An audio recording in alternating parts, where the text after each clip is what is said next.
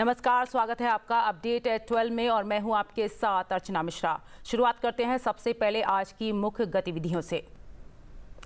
71वें राष्ट्रीय फिल्म पुरस्कार समारोह आज।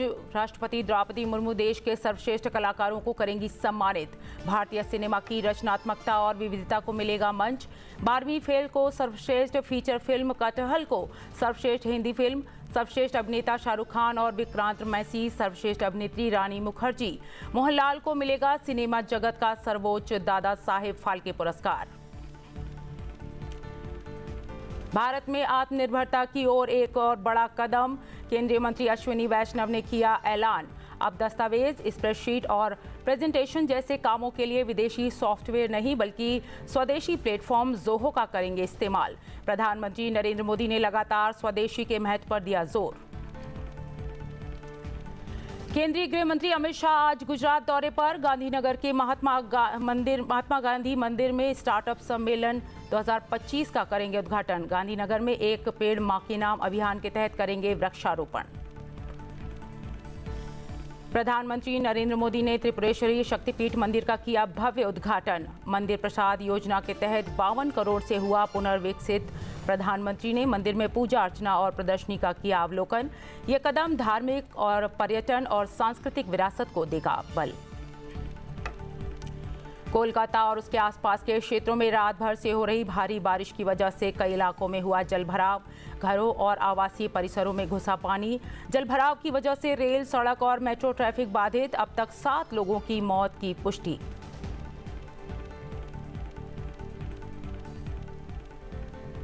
केंद्रीय गृह मंत्री अमित शाह आज गुजरात के गांधीनगर में महात्मा मंदिर में स्टार्टअप सम्मेलन 2025 का उद्घाटन करेंगे। ये 2 दिवसीय कार्यक्रम गुजरात सरकार के शिक्षा विभाग द्वारा आयोजित किया जा रहा है। उद्घाटन समारोह में मुख्यमंत्री भूपेंद्र पटेल और राज्य के उच्च एवं तकनीकी शिक्षा मंत्री ऋषिकेश पटेल भी शामिल होंगे। इस सम्मेलन में 1000 से ज्यादा स्टार्टअप, 5000 इनोवेटर्स और 100 उद्योग विशेषज्ञ, 50 से ज्यादा वेंचर फंड और अग्रणी नीति निर्माता एकत्रित होंगे। इसका उद्देश्य शुरुआती चरण के उद्यमों और शीर्ष निवेशकों के बीच संपर्क सुगम बनाना है, जहां 50 चुने हुए स्टार्टअप अपने विचार प्रस्तुत करेंगे। इस कार्यक्रम में 20 राज्यों के 170 से ज्यादा स्टार्टअप भी शामिल होंगे, जिनमें स्टार्टअप इंडिया, इलेक्ट्रॉनिक्स और सूचना प्रौद्योगिकी मंत्रालय और रक्षा उत्कृष्टता के लिए नवाचार IDX समर्थित स्टार्टअप भी शामिल है। राज्य सरकार स्टार्टअप निवेशकों और वित्तीय संस्थानों के बीच सहमति पत्रों पर हस्ताक्षर किए जाने की प्रक्रिया को भी सुगम बनाएगी।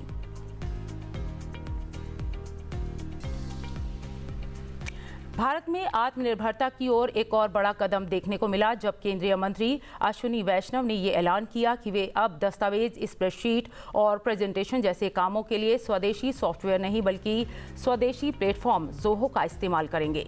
प्रधानमंत्री नरेंद्र मोदी ने 21 सितंबर को देश के नाम संबोधन के जरिए लोगों से अपील की थी कि वे स्वदेशी खरीदें और कारोबारियों से अपील की थी कि वे स्वदेशी बेचें। प्रधानमंत्री नरेंद्र मोदी के स्वदेशी अपनाओ आह्वान के बाद IT मंत्री अश्विनी वैष्णव ने एक बड़ा कदम उठाया है। उन्होंने अपने सभी डिजिटल कामों के लिए स्वदेशी प्लेटफॉर्म जोहो पर शिफ्ट करने की घोषणा की है। अश्विनी वैष्णव ने सोशल मीडिया प्लेटफॉर्म X पर इसकी जानकारी दी। उन्होंने कहा कि अब जोहो पर शिफ्ट हो रहा हूँ। ये हमारा अपना स्वदेशी प्लेटफॉर्म है जहाँ डॉक्यूमेंट्स, स्प्रेडशीट और प्रेजेंटेशन बनाए जा सकते हैं। मैं सभी से आग्रह करता हूँ कि वे प्रधानमंत्री नरेंद्र मोदी के स्वदेशी के आह्वान से जुड़ें और देशी प्रोडक्ट्स और सर्विसेज को अपनाएं। Chief of Defence Staff General Anil Chauhan ने कहा कि आधुनिक युद्ध की निरंतर बदलती प्रकृति से पैदा होने वाली चुनौतियों से निपटने के लिए उन्नत और एकीकृत तकनीकी समाधानों की आवश्यकता है। दिल्ली कैंट के मानेकशॉ केंद्र में आयोजित पहली त्रिसेवा अकादमी प्रौद्योगिकी संगोष्ठी को संबोधित करते हुए जनरल चौहान ने काइनेटिक और नॉन काइनेटिक युद्ध के बीच सिमटते फासले के मद्देनजर आधुनिक युद्ध की बदलती प्रकृति पर प्रकाश डालते हुए कहा कि इससे एडवांस और इंटीग्रेटेड तकनीकी समाधानों की आवश्यकता बढ़ी है। सीडीएस ने भविष्य की अभियानगत मांग को पूरा करने के लिए मंचों, हथियारों, नेटवर्क और सिद्धांतों में स्वदेशी क्षमता विकसित करने की दिशा में शिक्षा, स्टार्टअप और उद्योग जगत की महत्वपूर्ण भूमिका पर जोर दिया।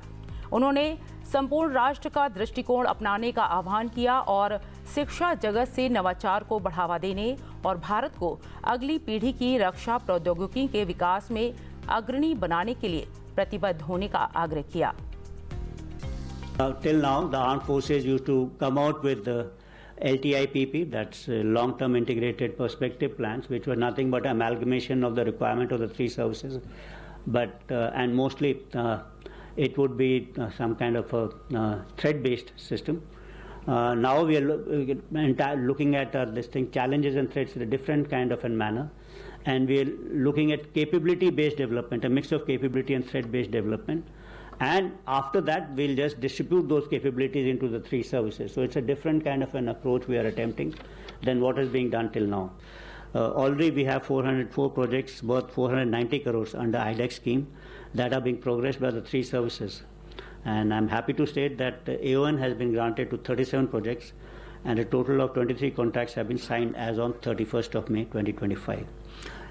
Besides this, the DRDO has a separate scheme which is known as the TDF, on which again they have engaged a number of academic institutions and startups. So this brings me to why actually we all have assembled over here. Our universities and research institutions are not merely temples of knowledge, they are incubators of innovation. You hold within your campuses the future designers, scientists and engineers who will decide what tools the soldiers of tomorrow will carry. So we have encouraging precedents. Several IITs and universities are working with DRDO and the armed forces on projects ranging from lightweight composites to artificial intelligence-based battlefield management systems. Startups born within campuses are now innovating in drones, cyber tools and surveillance platforms. These examples prove that when academia is given a problem statement, when funding and mentorship is there, the results are outstanding. What we need now is scale, speed and some kind of a commitment. बढ़ते हैं अगली खबर की ओर। प्रधानमंत्री नरेंद्र मोदी ने सोमवार को अरुणाचल प्रदेश में 5100 करोड़ रुपए से अधिक की बुनियादी ढांचा परियोजनाओं का शुभारंभ किया। नवरात्रि के पहले दिन अरुणाचल प्रदेश पहुंचकर उन्होंने भारत के अष्टलक्ष्मी की अवधारणा पेश की और उत्तर पूर्व को नई पहचान दी। अपने पूर्वोत्तर दौरे के दौरान उन्होंने ऊर्जा और क्षेत्रीय विकास में राज्य की बढ़ती भूमिका पर प्रकाश डाला। क्षेत्र में विशाल जल विद्युत क्षमता का उपयोग करने और निरंतर ऊर्जा उत्पादन को बढ़ावा देने के लिए प्रधानमंत्री ने ईटानगर में 3700 करोड़ रुपए से अधिक की लागत वाली 2 प्रमुख जल विद्युत परियोजनाओं की आधारशिला रखी। प्रधानमंत्री ने सड़क संपर्क, स्वास्थ्य सेवा और अग्नि सुरक्षा सहित विभिन्न क्षेत्रों में 1290 करोड़ रुपए से अधिक की परियोजनाओं का भी शुभारंभ किया। नागरिक देवो भव, जिनको कभी किसी ने नहीं पूछा उसको मोदी पूजता है। इसलिए जिस नॉर्थ ईस्ट को कांग्रेस के समय में भुला दिया गया था, वो साल 2014 के बाद विकास की प्राथमिकताओं का केंद्र बन गया है। हमने पूरे नॉर्थ ईस्ट के विकास के लिए बजट कई गुना बढ़ाया।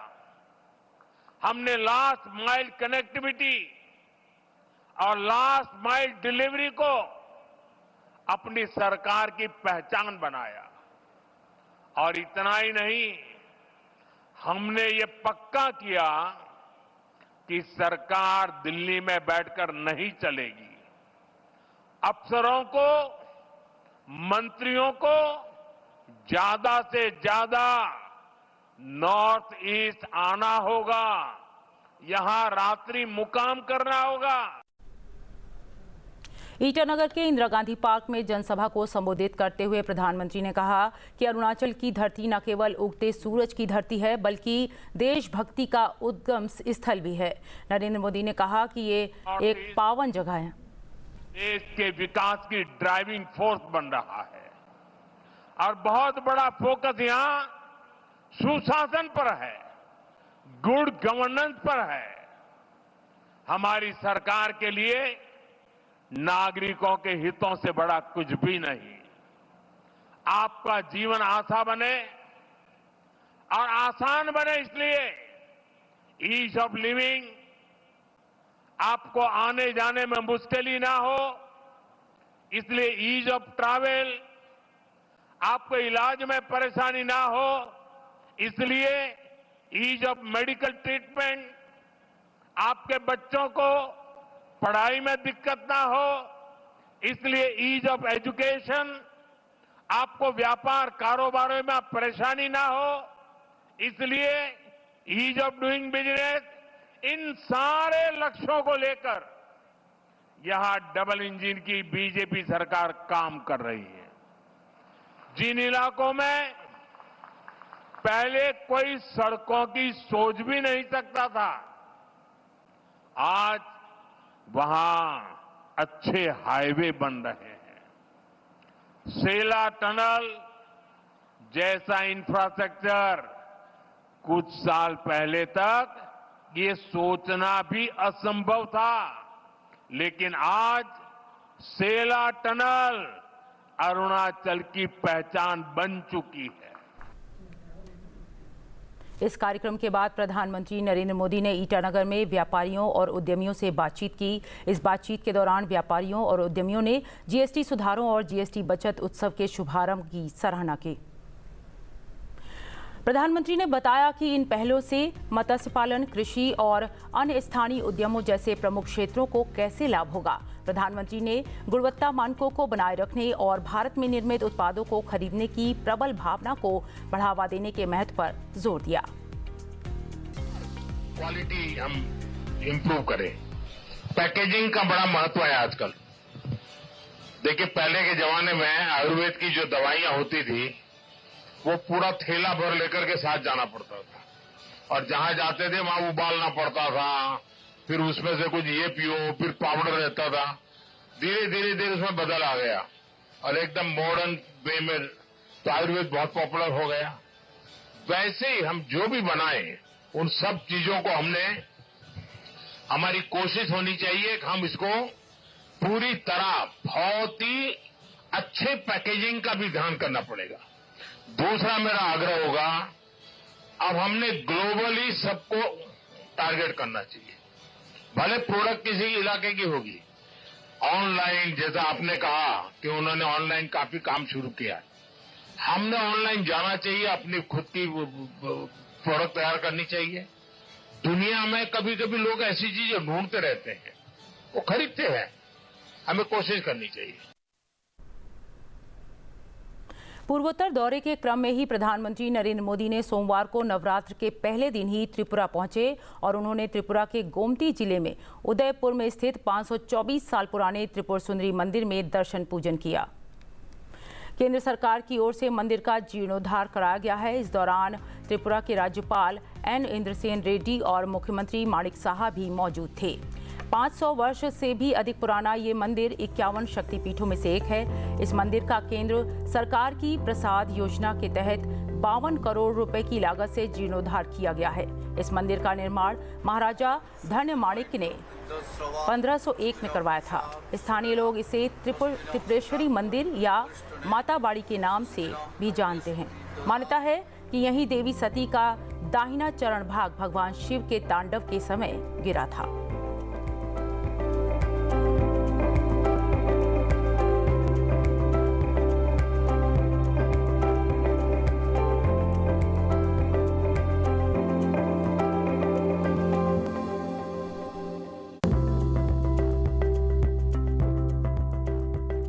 ने त्रिपुरा के माताबाड़ी में एक प्रदर्शनी का भी दौरा किया। प्रदर्शनी मंदिर के जीर्णोद्धार से संबंधित चित्रों और जानकारियों को प्रदर्शित कर रही थी।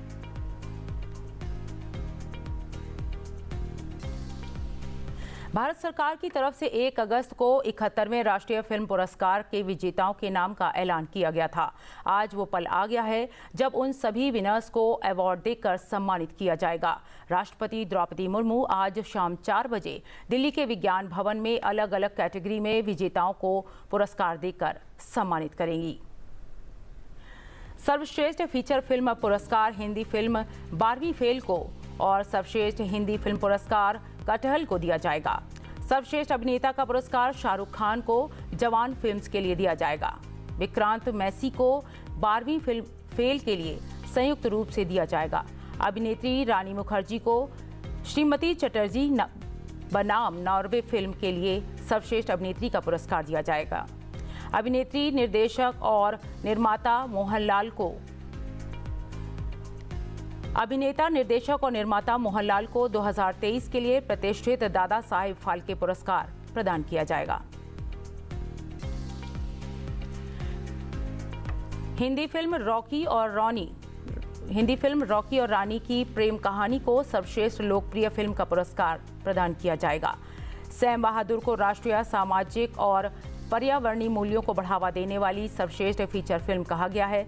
शिल्पा राव को और PVNS रोहित को हिंदी फिल्म जवान और तेलुगु फिल्म बेबी के लिए सर्वश्रेष्ठ पार्श्व गायक पुरस्कार दिया जाएगा। सर्वश्रेष्ठ निर्देशक का पुरस्कार सुदीप्तो सेन को द केरल स्टोरी के लिए दिया जाएगा। Legendary actor and filmmaker Mohanlal to be honored with the Dada Saheb Phalke Award 2023 at the 71st National Film Awards. His journey, marked by unmatched talent, versatility and relentless hard work, has set a golden standard in Indian cinema. With a rich body of work spanning decades, he stands as a leading light of Malayalam cinema and theatre, carrying Kerala's culture with pride. He has also delivered remarkable performances in Telugu, Tamil, Kannada and Hindi films. From Kerala to the global screens, his brilliance across mediums continue to inspire generations. There's so much pride, with so much humility, with so much gratitude, so with so much love and respect, I am accepting this great award. I think this is one of the finest moments in my life. When I heard that I got this, first thing it came into my mind is a kind of, what is this? What is happening with me? Is it real or not? This is the highest award for an actor in the Indian film industry. So it's a great movement, but I am sharing the entire credit with all my fellow members in this fraternity. Not only in Malayalam, I have done films in Tamil, Telugu, Kannada, Hindi. So I'm sharing all my respect with all the artists, with all the directors, producers, with all my people who work with me in the set, my costumer, my makeup man, everything. Even with all my people who love me, who share their interest in films with me, my spectators, my fans. So it's a great movement in my life. बढ़ते हैं अगली खबर की ओर। कोटा राष्ट्रीय मेला दशहरा 2025 का सोमवार को रंगारंग आगाज हुआ। लोकसभा अध्यक्ष ओम बिरला ने कोटा से सांसद ओम बिरला ने ध्वजारोहण, आतिशबाजी के बाद मेले की शुरुआत की औपचारिक घोषणा की। लोकसभा अध्यक्ष ओम बिरला और कोटा से सांसद ओम बिरला ने सोमवार को कोटा के दशहरा मैदान में 132वें राष्ट्रीय दशहरा मेले की शुरुआत की। उपस्थित लोगों को संबोधित करते हुए लोकसभा अध्यक्ष ने कहा कि 100 वर्ष से भी अधिक पुराना ये मेला सांस्कृतिक विरासत, एकता और लोगों की आर्थिक और सामाजिक समृद्धि का उदाहरण है। उन्होंने कहा कि ऐसे मेलों में स्वदेशी उत्पादों का प्रदर्शन होता है। हमारे स्वदेशी सामानों की ताकत दुनिया भर में बढ़ रही है, जो हमें आत्मनिर्भरता की ओर ले जा रही है। लोग मेलों में से उचित दामों पर स्वदेशी सामान खरीदकर पैसे बचा सकते हैं।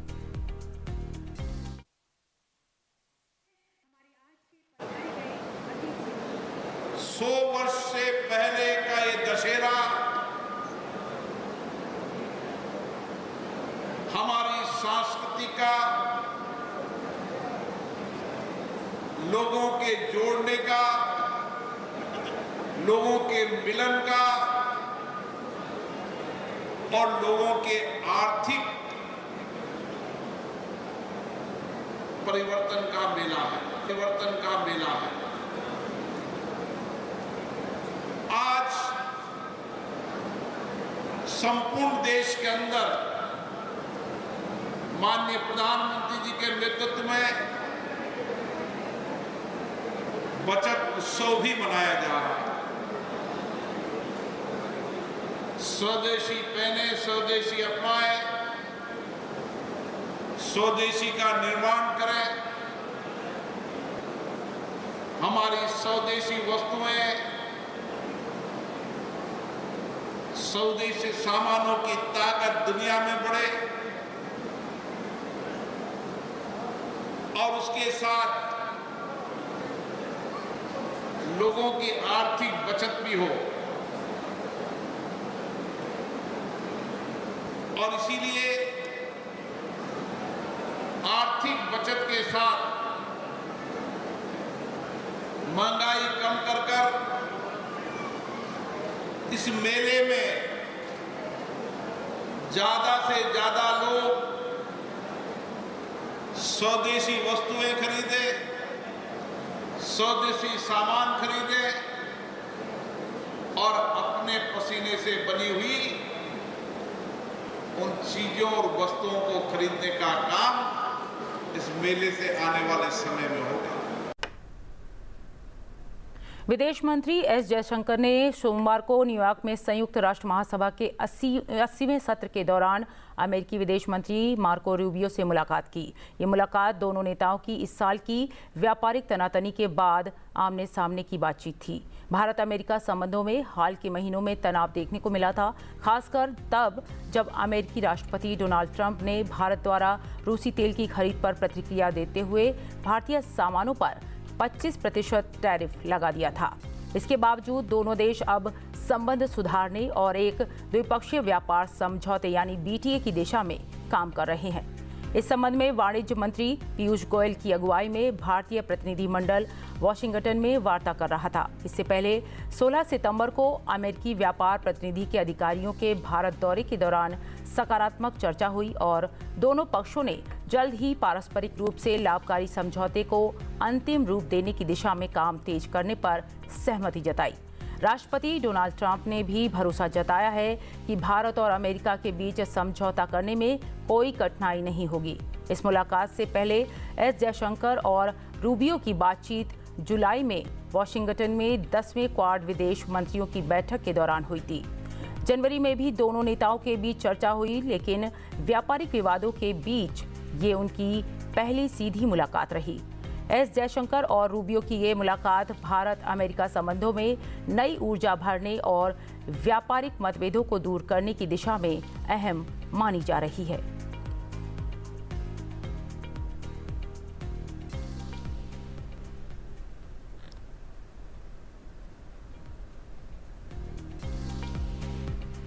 महाराष्ट्र छत्तीसगढ़ सीमा पर नारायणपुर के अबूझा मार्ग क्षेत्र में सुरक्षा बलों ने 2 केंद्रीय समिति सदस्य नक्सल प्रमुखों कट्टा रामचंद्र रेड्डी और कादरी सत्यनारायण रेड्डी को मार गिराया है। मारे गए दोनों नक्सल नेताओं पर 40-40 लाख रुपए का इनाम था। केंद्रीय गृह मंत्री अमित शाह ने नक्सलियों के खिलाफ इस जीत को हासिल करने के लिए सुरक्षा बलों की सराहना की। गृह मंत्री अमित शाह ने सोशल मीडिया प्लेटफॉर्म पर पोस्ट में कहा कि आज हमारे सुरक्षा बलों ने नक्सलियों के खिलाफ एक और बड़ी जीत हासिल की है। उन्होंने कहा कि महाराष्ट्र छत्तीसगढ़ सीमा पर नारायणपुर के अबूझमाड़ क्षेत्र में हमारे सुरक्षा बलों ने केंद्रीय समिति के 2 सदस्य नक्सल नेताओं कादरी सत्यनारायण रेड्डी उर्फ कोसा और कट्टा रामचंद्र रेड्डी को मार गिराया है। उन्होंने कहा कि हमारे सुरक्षा बल नक्सलियों के शीर्ष नेतृत्व को व्यवस्थित रूप से ध्वस्त कर लाल आतंक की कमर तोड़ रहे हैं। जिला नारायणपुर के अबूझमाड़ क्षेत्र अंतर्गत छत्तीसगढ़ महाराष्ट्र सीमावर्ती इलाका में प्रतिबंधित एवं गैर कानूनी सीपी महोदय संगठन कैडर्स की उपस्थिति की आसूचना का आधार पर सुरक्षा बल द्वारा अभियान जारी रखा। अभियान के दौरान आज दिनांक 22 सितंबर को प्रातः से अनेक बार माओवादी एवं सुरक्षा बल के बीच में मुठभेड़ हुई। मुठभेड़ के उपरांत इलाका का सर्चिंग में 2 पुरुष माओवादी कैडर्स का डेड बॉडी और AK-47 इंसास इस प्रकार राइफल और अन्य आर्म्स एम्युनिशन भी बरामद की गई थी। अभी दोनों माओवादी कैडर का शनाख्ती सेंट्रल कमेटी मेंबर KRC उर्फ राजू दादा का रूप में तथा दूसरा कैडर का कोसा दादा उर्फ सत्यनारायण रेड्डी के रूप में शनाख्ती हुई है। इन दोनों माओवादी कैडर विगत कई वर्षों से दंडकारण्य इलाका में अलग अलग पद में कई प्रकार की हिंसात्मक गतिविधि में प्रत्यक्ष रूप से और अप्रत्यक्ष रूप से शामिल रहा। वर्ष 2025 में अब तक बस्तर संभाग के अंतर्गत CPO महोदय संगठन की general secretary Basavaraju, central committee member Sudhakar, अभी आज की मुठभेड़ में सेंट्रल कमेटी मेंबर राजू दादा और कोसा दादा, इस प्रकार 4 सीनियर महोदय का डेड बॉडी और साथ साथ छत्तीसगढ़ राज्य के गरियाबंद में सेंट्रल कमेटी मेंबर चलपति और हाल फिलहाल में मोडम बालाकृष्णा, और यदि सीमावर्ती राज्य में देखा जाएगा आंध्र ओडिशा बॉर्डर में सीसीएम उदय उर्फ गजला रवि और झारखंड में विवेक मांझियम सहदेव, इस प्रकार टोटल 9 से अधिक सेंट्रल कमेटी और पोलिट ब्यूरो मेंबर लेवल का महोदय का डेड बॉडी अलग अलग मुठभेड़ के पश्चात रिकवर किए गए थे। राजू दादा, जिसको गुड्स हाउस संडी भी कहते थे, वो प्रवक्ता के नाते काम करता था वहां पे, और ऐसे ही कादरी सत्यनारायण रेड्डी उर्फ कोसा, ये 2 सीसी मेंबर लेवल के लोग हैं, मतलब टॉप मोस्ट कैडर है नक्सलियों का। ये दोनों न्यूट्रलाइज हुए हैं। नारायणपुर जिले के डीआरजी के जवानों ने बड़ी सफलता हासिल की है। परफेक्ट इंटेलिजेंस के बेस के आधार पर कोकामेटा थाना क्षेत्र के अंतर्गत नीलांगुर के पास में, महाराष्ट्र बॉर्डर के पास में ये हुआ है। पश्चिम बंगाल के कोलकाता और उसके आसपास के इलाकों में रात भर की बारिश से मंगलवार को बाढ़ आ गई। अब तक 7 लोगों की मौत की खबर है। इनमें से ज्यादातर की मौत करंट लगने से हुई है। सड़कों पर 2 से 3 फीट तक पानी भर गया है। कई जगह के वीडियो सामने आए हैं जिसमें गाड़ियां आधी से ज्यादा डूबी हुई दिखाई दी। कई घरों और रेजिडेंशियल कॉम्प्लेक्स में भी पानी घुस गया है। शहीद खुदीराम और मैदान मेट्रो स्टेशन के बीच मेट्रो सेवा रोक दी गई है। दक्षिणेश्वर और मैदान स्टेशनों के बीच ट्रेनों की संख्या कम कर दी गई है। हावड़ा में भारी बारिश के कारण रेलवे ट्रैक और दुकानें जलमग्न हो गई। बारिश से दुर्गा पूजा की तैयारियां भी प्रभावित हुई हैं। कई जगह पंडाल डूब गए तो कई खराब हो गए। कई स्कूलों में भी छुट्टी कर दी गई है। मौसम विभाग ने मंगलवार को मध्य प्रदेश, बिहार, छत्तीसगढ़, पश्चिम बंगाल, सिक्किम, झारखंड, महाराष्ट्र, गोवा, केरल, तमिलनाडु, तेलंगाना, आंध्र प्रदेश, कर्नाटक, पुडुचेरी, असम, मेघालय, नागालैंड, मणिपुर, मिजोरम, त्रिपुरा में येलो अलर्ट जारी किया है। भारत ने सैफ अंडर 17 फुटबॉल चैंपियनशिप के बेहद रोमांचक मैच में चिर प्रतिद्वंदी पाकिस्तान को 3-2 से शिकस्त दी है। इस जीत के साथ ही भारत ग्रुप में टॉप पर रहा, सेमीफाइनल में पहुंच गया।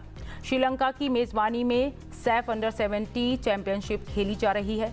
भारत और पाकिस्तान की टीम एक ही ग्रुप में है। भारत ने मैच के 31वें मिनट में दलाल मोहन गांगटे के गोल से बढ़त बना ली, लेकिन मोहम्मद अब्दुल्ला की पेनाल्टी ने स्कोर बराबर कर दिया। गुल्लेबा वांगखेराकपम ने भारत को दूसरी बार बढ़त दिलाई। पाकिस्तान के हमजा यासिर ने 70वें मिनट में बराबरी का गोल किया। भारत की तरफ से रेहान अहमद ने 73वें मिनट में गोल किया और भारत ने मैच अपने नाम किया। भारत ने इस जीत के साथ ग्रुप बी में टॉप पोजीशन हासिल की और सेमीफाइनल में प्रवेश कर लिया है।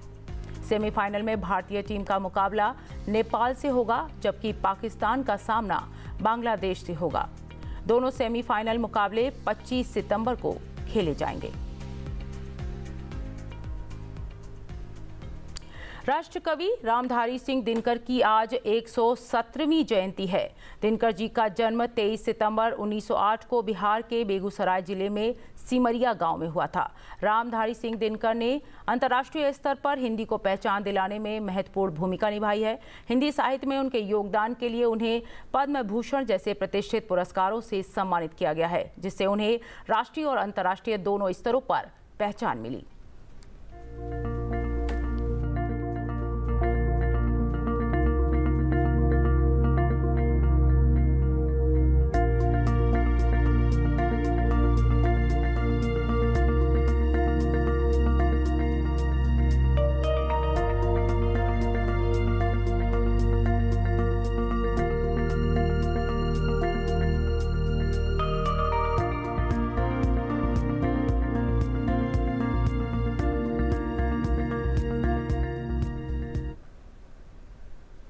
नवरात्रि महोत्सव की शुरुआत हो चुकी है और इसके साथ ही देश भर में गरबा और डांडिया बड़े स्तर पर आयोजित हो रहा है। चलते चलते आपको छोड़ जाते हैं गरबा की कुछ झलकियों के साथ। मुझे दीजिए इजाजत। देखते रहिए संसद टीवी। नमस्कार।